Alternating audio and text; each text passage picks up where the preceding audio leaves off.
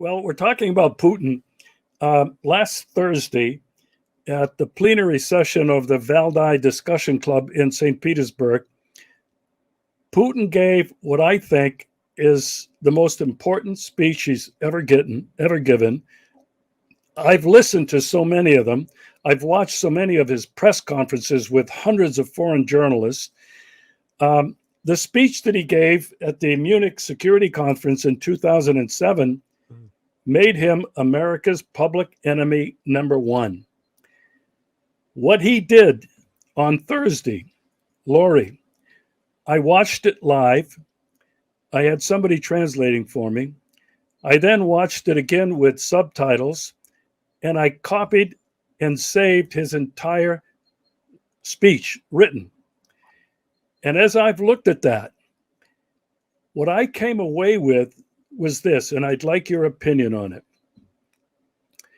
Putin made 6 or 7 major points. One of them, he talked about a civilization view of the world. Now, I believe it was President Xi in China who first came up with that. It was a respect for the different civilizations, many of them ancient on this planet, a respect for them, for their culture and their values. Putin went on to talk about the importance of the sovereignty of every country, large or small, on the planet. He talked about their independence. He talked about their right to develop and to be assisted in their development. And Putin has been talking for months.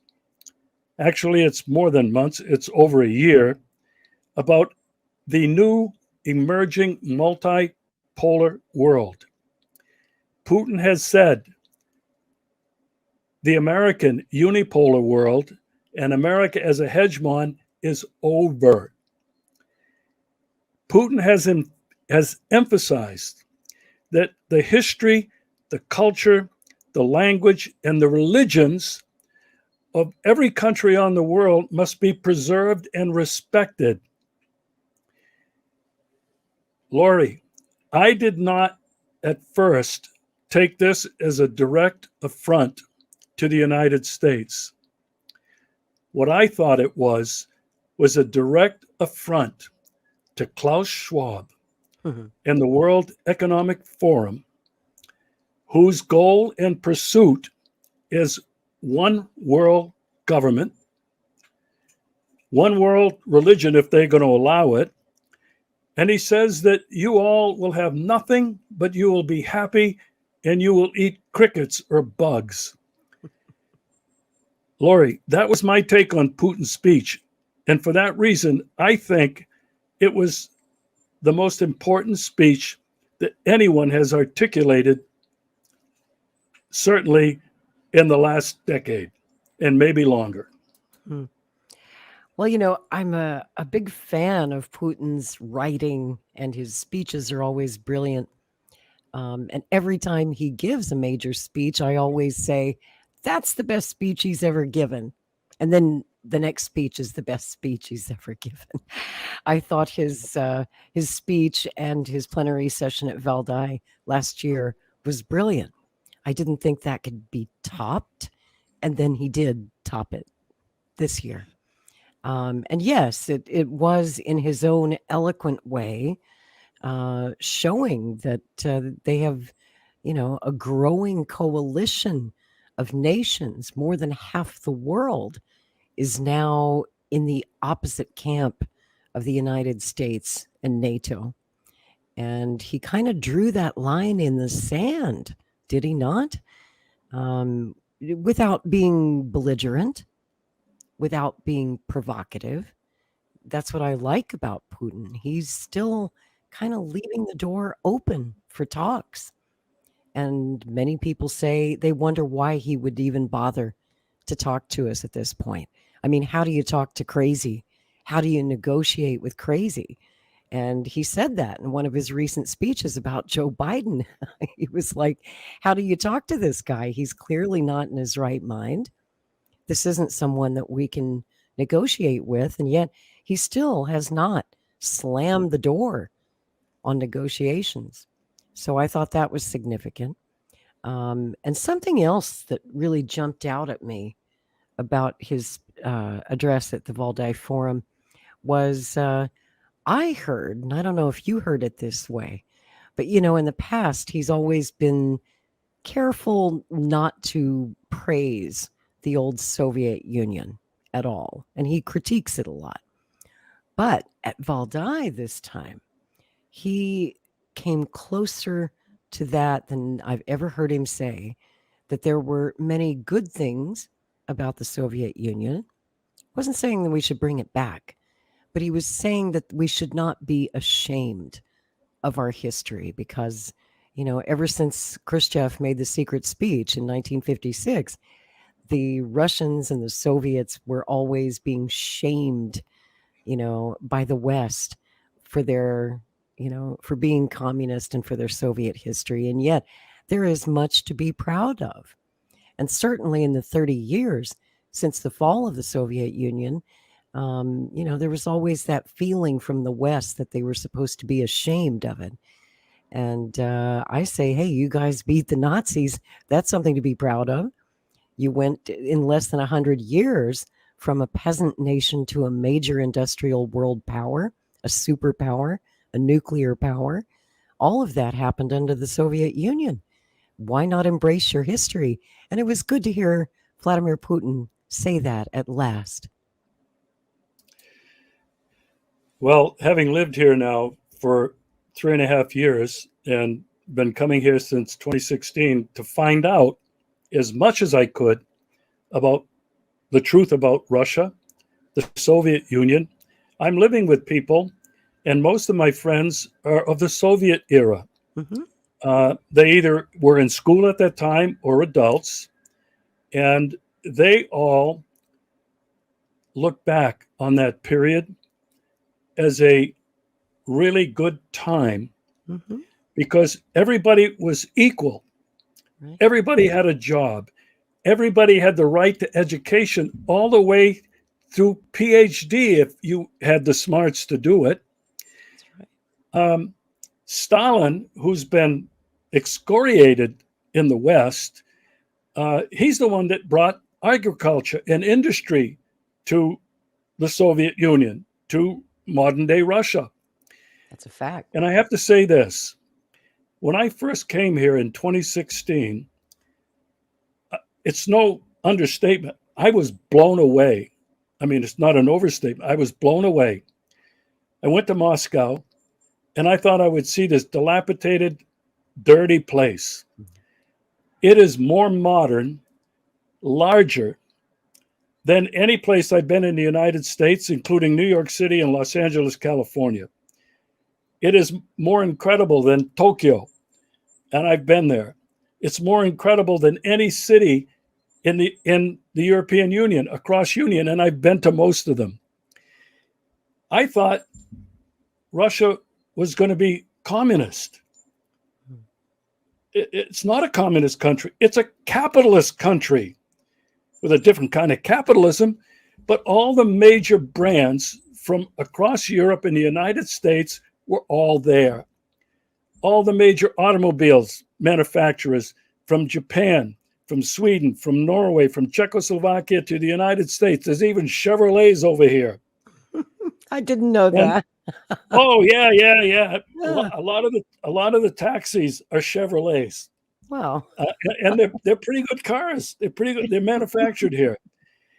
So what I'm trying to say is, and in response to what you were saying about Putin, he said at one time that the dissolution of the Soviet Union was a huge mistake. Yes. What he did not mean was communism. He did not mean atheism. He's a Christian himself, and he practices the religion. Yes. What he has constantly referred back to, as you and I have been talking about, were the values that go back centuries. And to this day, he continues to talk about that.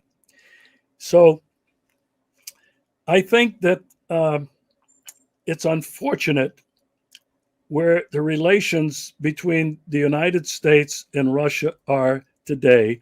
They've never been as bad. never been as dangerous as they are. But as you pointed out, Putin continues to be conciliatory. He continues to be patient and not reacting to the daily increasing in number and kind of provocations of the United States and NATO, not on his borders anymore, but in the Russian Federation. Within right his here, borders. right here in Crimea, where I Yes. live. The Right. attacks have been daily and numerous, and he has shown so much patience not to further escalate this crisis. I think when I look at the world stage, Vladimir Putin has no equals. President Xi is a very powerful and a very enlightened leader, but he does not have the charisma and he does not have the presence on the world stage that Vladimir Putin has. So True. I think, and I'm happy that you know this much about Putin and you've followed him and that you appreciate who he is. I do. What I would like to add is this. While Putin always maintains a sense of dignity and patience and political politeness, the former president of Russia, Dmitry Medvedev, is coming across as the bad cop. True. Medvedev has been blatant. He has been just excoriating the United States. Every Forget day on NATO. Twitter. Every day, everywhere. Every day. And I liken this to Lori, and like your thoughts on it. I've thought this now for almost a year since Medvedev really has changed, because he was really a Western liberal leaning Right. capitalist in a sense, but he's changed. And I describe Putin and Medvedev as listening to stereophonic music. Putin is the left channel, Medvedev is the right channel. A lot of people might think that he is unhinged and rogue. No such thing would ever happen in the Kremlin. Your thoughts on that, Lori? You know, that's interesting. I've heard a variety of opinions about this. Is it a good cop, bad cop thing? Are they coordinating this so that, Dmitry can say the things that Vladimir Putin cannot say? That's kind of an interesting road to go down. And, sometimes I wish that Dmitry would tone it down. Sometimes it's a bit much. I'm wondering if that kind of rhetoric is only making the world situation worse.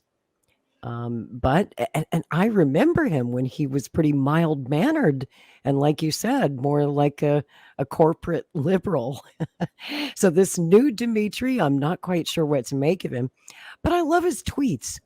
I follow him on Twitter and I always get a good laugh out of him.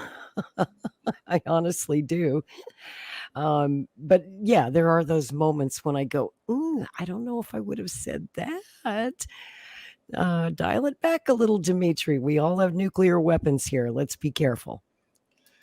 I can tell you my own belief is there's nobody that speaks for the Russian Federation, whether it's Lavrov, Maria Zakharova, who's the spokesperson for the foreign ministry, whether it's Shoigu, who's the head of the Russian Defense Ministry. These people do not go off script. And I do not believe that Medvedev is a rogue person just going off script. I just don't believe it. Because what he's saying is what a lot of Russians are saying. Really think, right? And Russians, what's that? That's probably what they really think, what they wish they could say, right? He's giving voice to that. Yeah. So I do think that people should not dismiss anything that Vladimir Putin says, which is always positive and looking to the future, to a better world, a peaceful world where everybody benefits. And then you have Medvedev coming across as this belligerent bull in the china closet. but he keeps reminding the United States and NATO how close they are to the unthinkable. Yes. Where Putin, well, he's talked about the missiles that we have, and that we need to completely avoid this direct confrontation because of the unthinkable. But he puts it in much more soft and polite terms than does Medvedev. All right. Now, I want to get back to the United States of America. No, you don't. Don't come home. You No, don't want to come back here. I don't think I can. Given That's probably a good thing. Given the films that I've made and the work that I'm doing, trying to expose the truth about Russia and the Russian people and Russian politics as I've seen it through my eyes, I don't think I'd be welcome back there. But you mean in the land of free speech? You wouldn't be welcome in the land of freedom of the press and free speech? Look, just like you, my first YouTube channel was deleted, 550 films and videos wiped clean because they didn't like what I was saying. Facebook banned. Anyway. I got banned from Facebook too. We have that in common as well. There we go. We got 2 medals. We each have 2 medals. I guess I'll be joining you in Russia soon when they kick me out of this country. Let me tell you this, in terms of freedom of speech, I had friends that told me before I came here in 2016, turn your telephone off, turn your Bluetooth off, and do not say anything in your hotel room because they will be monitoring everything you do. And I thought, I don't think that's true. You know what? It's total insanity. Russians have more freedom of speech than anybody in the United States do. You do not go to jail because you speak out against Vladimir Putin or the government or any of its policies. And yet they tell us just the opposite here in our Western media. Just the opposite. Just the opposite. There are people that have television channels, independent television channels that are not controlled by the Kremlin, that are anti-Putin, anti-Russian policy on a number of issues. None of these people are jailed. You can't count the number of Russian bloggers. Many of them obviously pro-Russia, but many, many, many are anti-Putin and many of his policies, and they remain free. But I have to tell you this, Lori. Putin's favorability rating since the start of the special military operation has been in the 80th percentile. I have to tell you, people here, they don't just like him, they love him. They love him. In spite of many internal problems, domestic problems that Russia has that are yet unsolved, one of them is the problem with pensioners. They do not receive a pension that allows them basically to survive. And there are other problems of inequality, but that's everywhere. Sure. Nevertheless, what I'm interested in is in the United States, not that there isn't any freedom of speech, because we've been affected by that. I want to know, Lori, this war in Ukraine, I have stopped calling it a proxy war.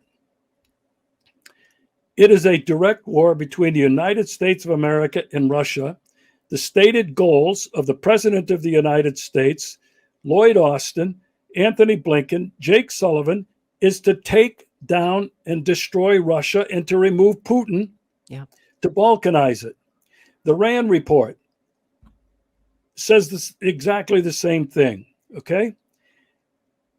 So this is a direct war between Russia and between the United States and Russia on the playing field of this poor country, and is a poor country now, of Ukraine.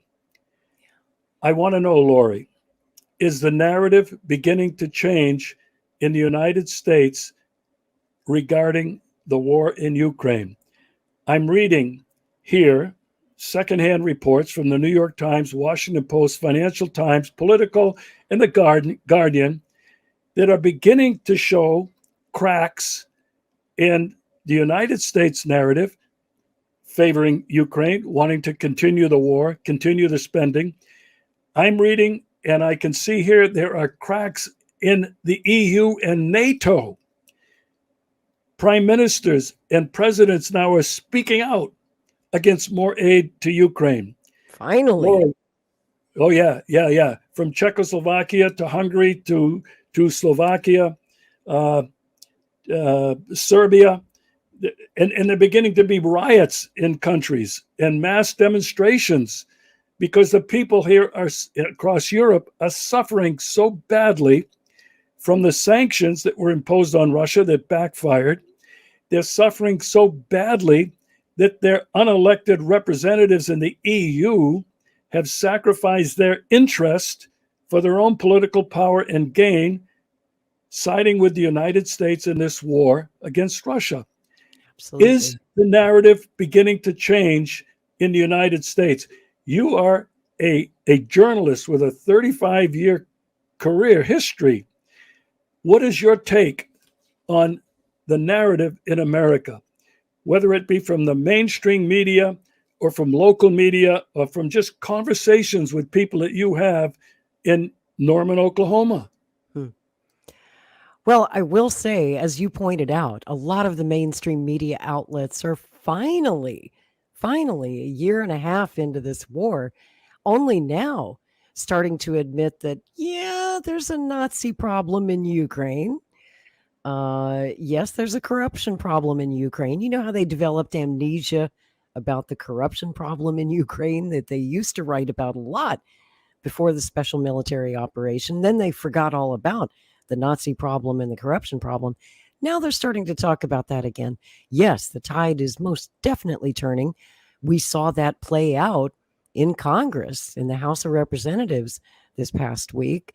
And as far as the people go, I will say this, you're not seeing as many Ukrainian flags flying outside of people's homes. You know, when this war first began, we call it a war over here. I know you call it a special military operation. We Yankees just call it a war. But, you know, there used to be Ukrainian flags flying outside of every other home because, I don't know, the government told us it's a good war and Russia's bad. And so we have to support Ukraine. And so all these stupid Americans just started waving the Ukrainian flag around, even though they didn't understand anything about the background of this war, how long it's been going on. They didn't know anything about the Maidan coup or, you know, the intricate politics behind it. All they knew was they saw it on TV and it's a good thing. So rah, rah, rah, let's go to war in Ukraine. Not our guys, of course. I mean, we're not going to send our sons and daughters because Americans are inherently selfish and we really are tired of war after the last 20 years. Ever since 9/11, we've been at war on several fronts around the world. The last thing that most Americans want is another war that we have to send our kids to. So, you know, this situation suited a lot of Americans just fine as long as our boots weren't on the ground. I hate to say it, but they were okay with Ukrainians fighting and dying over there as long as we were not. But once they started to feel the pain, the financial pain, after a year and a half, and they see these ridiculous sums of money going to Ukraine, and people are finally starting to ask why. What is this for? Why so much? Why is the bill so high? Why is the cost of everything through the roof, whether it's your utilities, your heating, your air conditioning, your water bill, your trash bill, your grocery bill, your rent, your mortgage, interest rates, everything is through the roof. And they're finally starting to make that connection in their heads, Regis, that, oh, it's the war spending. That's what's causing this tremendous inflation. And it's just to the point where it's unaffordable now for the average Americans. You know, That's when we my get mad. my good friend Bruce Gagnon, I don't know if you're familiar with him. Yes. He's the coordinator of the Global Network Against Weapons and Nuclear Power in Space. He's been an organizer since the 1980s in Orlando, Florida. So all of his really adult life, he's been at this. He has underscored this point. It's all about the money. It's all about the funding, and the funding that's going to war over and over and over again.